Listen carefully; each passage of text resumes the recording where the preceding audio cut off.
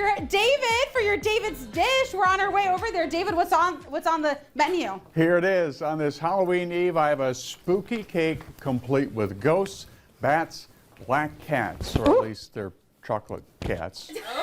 At least, not real stuff. at least you can eat them, right? No, look at that, so cute. I tell you what, it's got the orange and black theme with chocolate theme, so yes. that goes with.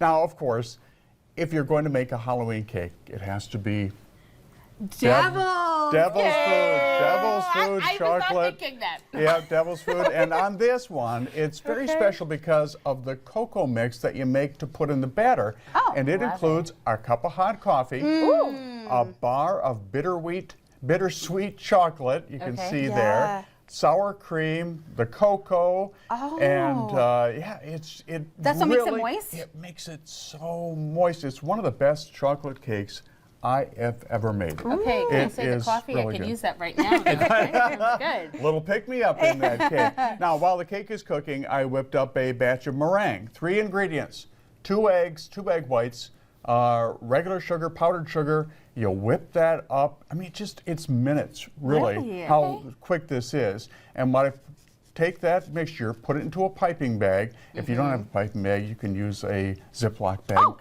and cut the end off, you know. Good to know. And pipe it into these little, what they turn out to be as ghosts. Little meringue ghosts. And you bake these, I think it was 250 for about an hour in the oven. And they bake up. Watch them so they don't get too brown. They stay white. Okay. And then now to make the chocolate bats and cats, I just printed out a stencil. You just go on the internet and I printed out a stencil. Oh, wow. You put parchment paper over it, right? Then I use melting chocolate wafers and pipe that onto those stencils. Honestly, it's not like I'm making the. I'm just covering, tracing out the outline and filling it in. We love this. And it hardens, I mean, like within minutes. Really? Can I say, this is very helpful for those of us who may be new in baking, but we don't have all the tools, and sometimes we're a little intimidated. Well, I need this, I need that, but you said you can use a plastic bag as a piping, or just, you printed this out online. Print it out online, and put parchment paper over it, and then you trace, and then it looks like you've, I made these little bats. Well, it's pretty easy. Now, you use that same chocolate, take a little paintbrush, and then dip it in the chocolate, and make the little, when that's cool, when the meringue is cool, and it cools off very quickly. So nothing is going to waste. Exactly. And then on the top of the, and the side of the cake is what I did, is I used a scraping tool. There's a ganache, it's a chocolate ganache, and it was supposed to be a drip cake, where the ganache drips over the side. It has that drip. Well, mine did not work out real well.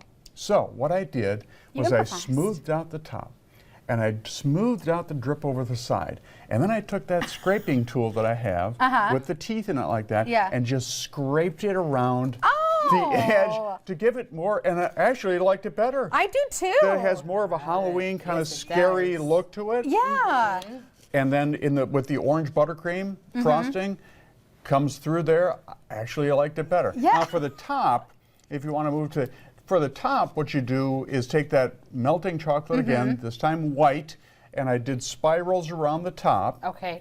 And then just take a bamboo skewer and drag it through. I mean, it's so simple. Oh my gosh. And it just makes that spider web design on top. Did you test that out beforehand, or were you just in the moment saying, hey, why don't I try this? No. I saw this. There's a tutorial online that I copied, and this is what they said to do, and this is the first time I'd done it. Wow. And so then you take all your elements, your black cats, your ghosts, your everything else, and you just put it all over the cake, all around the cake. I made a little RIP sign out of chocolate I love that. for the front. So it looks so nice. yeah, and there it is. Look at that. The finished version. And all the characters are still there. But you know what? And they hold up pretty good. Wow. And they're delicious. Yeah. Those little meringues, they're very good. We love it. We love that. It looks good and tastes good. Yeah. Should we try a little bit? Let me, here, you get a, I'll give you a little bat. A little black bat. Bat? Yeah, a little bat.